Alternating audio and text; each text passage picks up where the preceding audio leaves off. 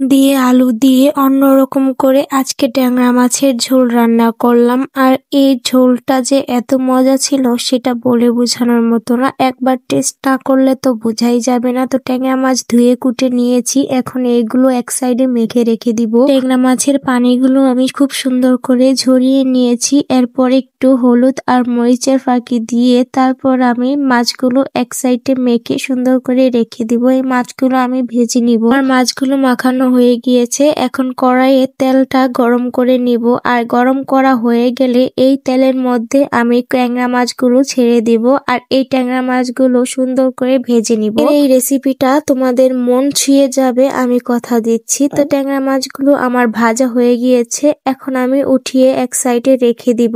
এরপর আসবো আমি অন্য রান্নায়। গুলো ভাজা হয়ে গিয়েছে, তুলে নেওয়ার পর এখানে কেটে রাখা আলু আর বেগুন সিম দিয়ে দিব একসাথে। তারপর এখানে দিয়ে দিব কালো জিরা। রান্নায় কালো জিরা দিলে কিন্তু খেতে অনেকটা ভালো লাগে। এরপর দিব এখানে কিছু পরিমাণের লবণ। লবণটা দিলে খুব সুন্দর একটা ভাজা হবে আর সুন্দর একটা ফ্লেভারও পাওয়া যাবে। সুন্দর করে আলু বেগুন সিম একসাথে করে ভেজে নিব। দেখবে লাল লাল হয়ে আসবে, তখনই বুঝে নিবে যে ভাজা হয়ে গিয়েছে। এই পর্যায়ে দিয়ে দিব অনেকটা পরিমাণের পেঁয়াজ কুচি। পেঁয়াজ কুচি দেওয়া হয়ে গেলে এখানে দিয়ে দিব কাঁচা লঙ্কা অনেকটা পরিমাণে। একদিন রান্না করে দেখবে অনেক মজা লাগবে। এরপর দিয়ে দিব এখানে একটু আদা রসুন বাটা, একটু লাল মরিচ বাটা, চামচ পরিমাণের হলুদের ফাঁকি, 1 চামচ পরিমাণের মরিচের ফাঁকি। এখানে যেহেতু বাটা মরিচ দিয়েছি তাই একটু ঝালটা কম দিয়েছি। আর এখানে আমি এখন ধনে ফাঁকিটা দিয়ে দিব। এখন কিন্তু আমি অবশ্যই চুলার আঁচটা একটু কমিয়ে রেখেছি,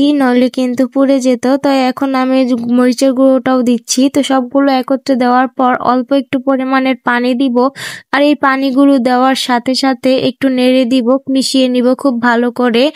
আর কিন্তু চাইলে বাটা মশলাগুলো একটু গুলিয়ে দেওয়ার চেষ্টা করবে, না হলে দেখা যাবে যে খুব ভালোভাবে গলবে না। গলিয়ে দেখতে হবে, চেক করতে হবে অবশ্যই। তারপর ঢেকে দিয়ে রান্না করার পর কষিয়ে নিব। কষিয়ে নেওয়ার পর আবার একটু নেড়ে দেওয়ার পর একটু পানি দিব। তো আমার এখানে ঝোলটা দিচ্ছি আমি।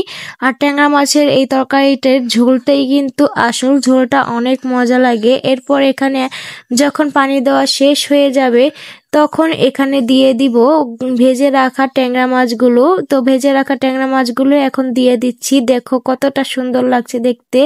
এরপর আমার গাছের বাগানের ধনেপাতা দিব, বিলাতি ধনেপাতা। এই ধনেপাতাগুলো কিন্তু অনেকটা পরিমাণের ঘ্রাণ হয়।